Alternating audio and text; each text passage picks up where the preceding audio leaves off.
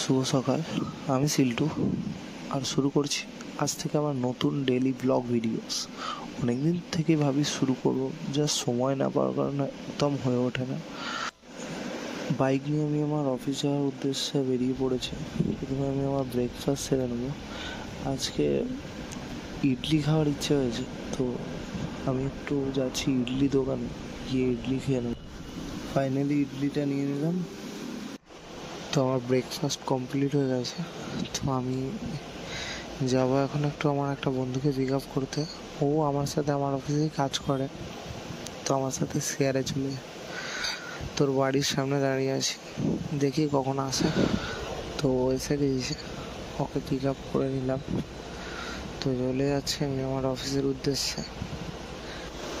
তো আমার বাড়ি থেকে সরকার সেক্টর মোটামুটি 15 থেকে 20 মিনিট লাগে, জ্যাম থাকলে আধা ঘন্টা মতো লাগে।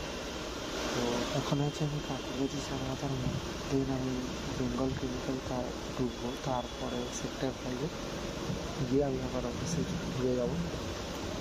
তো অনেক দিন থেকেই ভেবেছিলাম শুরু করবো ডেইলি ব্লগ, কিন্তু একদমই সময় না পাওয়ার করে হয়ে ওঠে না।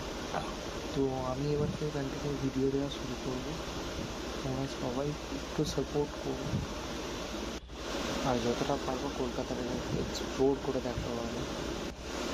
তো আমি সেক্টর 5 চলে এসেছি কাছাকাছি, আর 2 মিনিটের পর অফিসের পথে। এটা হলো উইপ্রো মোড় বলা, তো এবার উইপ্রো মোড় থেকে কলেজ মোড় যাবো। দেন আমি আমার বন্ধুদেরকে ড্রপ করে দেবো, দেন আমি গাড়িটা পার্কিং করতে যাবো।